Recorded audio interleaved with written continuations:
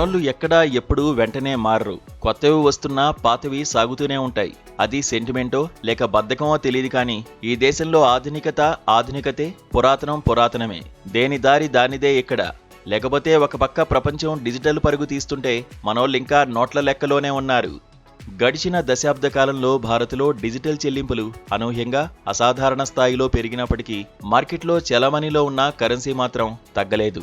ఈ వైరుధ్యం భవిష్యత్తు కరెన్సీ డిమాండ్ను అంచనా వేయడం కష్టతరంగా మార్చిందని భారతీయ reserve bank deputy governor Shirish Chandra Murmu అన్నారు.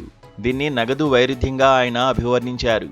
బ్యాంక్ ఆఫ్ ఇండోనేషియా ఆధ్వర్యంలో మొన్న జకార్తాలో జరిగిన ఓ అంతర్జాతీయ సదస్సులో పాల్గొన్న సందర్భంగా ముర్ము ఈ విషయాన్ని ప్రస్తావించారు.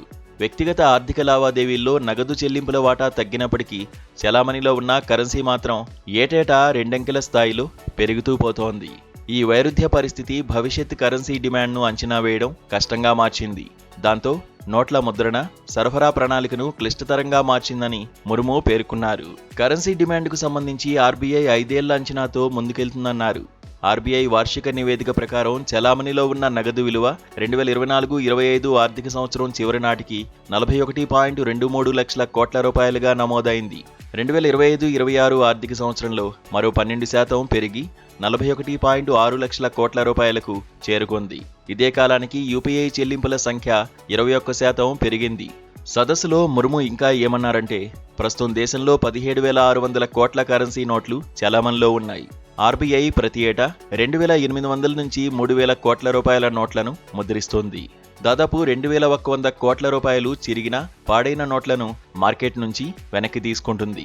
కాగా గతేడాది చివరి నాటికి అమెరికాలో 5,600 కోట్ల డాలర్ నోట్లు, యూరోప్లో 3,000 కోట్ల యూరో నోట్లు చలామణిలో ఉన్నాయి.